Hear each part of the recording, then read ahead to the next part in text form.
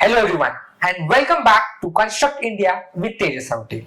आज हम जिस टॉपिक पे बात करेंगे, this is a very important topic and I will try to cover this topic in next 3 minutes, क्योंकि कम समय में हम ज्यादा से ज्यादा हेल्पफुल इंफॉर्मेशन आपको प्रोवाइड करना चाहते हैं।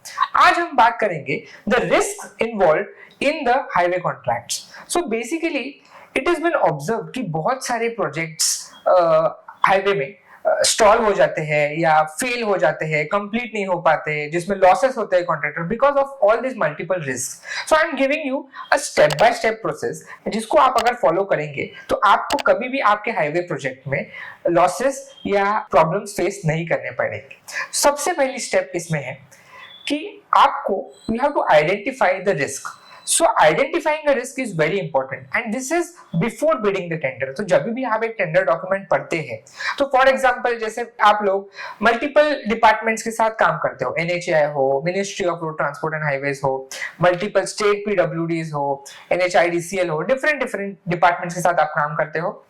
जब आप इनके साथ काम करते हो, हर एक डिपार्टमेंट का अपना कॉन्ट्रैक्ट एग्रीमेंट का फॉर्मेट होता है, क्लॉजेस होते हैं और कंडीशंस होती है। इट इज वेरी इंपॉर्टेंट कि आप इन सब कॉन्ट्रैक्ट कंडीशंस को एटलीस्ट एक बार उस डिपार्टमेंट का बिड सबमिट करने से पहले you should get it evaluated from an expert, a legal expert, and identify all the risks involved in the tender so that आपको एटलीस्ट पता हो कि आगे जाके आपको इन रिस्क में गुजरना हो सकता है। Second is assessment of the risk.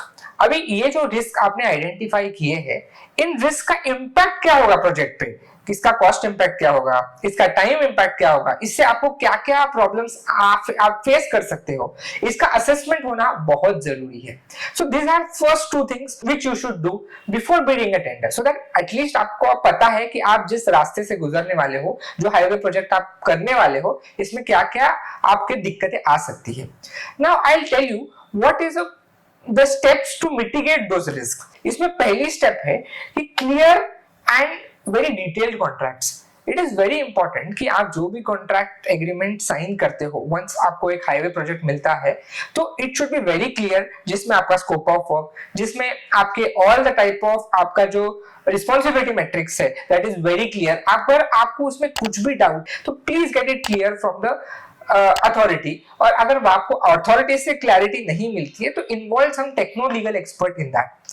So first stage is contract, clear and detailed contracts. Second stage is stakeholders engagement. It is very important कि throughout the process of the project आप जो stake holders है, जैसे कि आप खुद है, then आपका क्लाइंट है, अदर कंसल्टेंट्स है, आप इनसे कंटिन्यूअस कम्युनिकेशन में हो so that you all are on the same page, जिसके कारण डिस्प्यूट होने के चांसेस बहुत कम हो जाते हैं।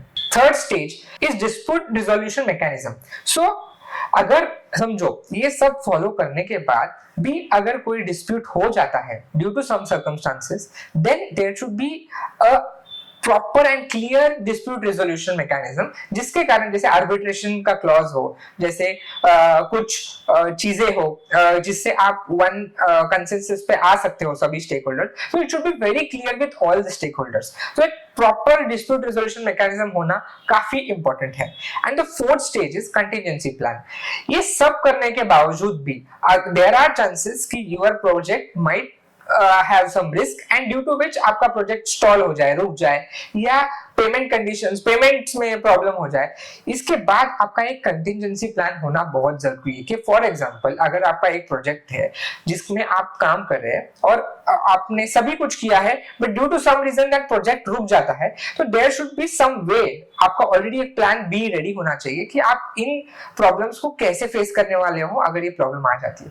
This is a very simple step process, but कई बार due to urgency of signing the contract agreements या due to urgency of submitting the bids, आप लोग ये अवॉइड कर देते हैं इन चीजों को, इन छोटी छोटी सिंपल स्टेप्स को अवॉइड कर देने की वजह से you and up in a problematic situation during execution of the project, और उसके कारण all the stakeholders, I mean the department, the client, the consultants and you yourself come in a problem and then उससे बाहर solution निकालना बहुत difficult हो जाता है। So if hope you have find this information helpful and share this video if you have liked it. Thank you.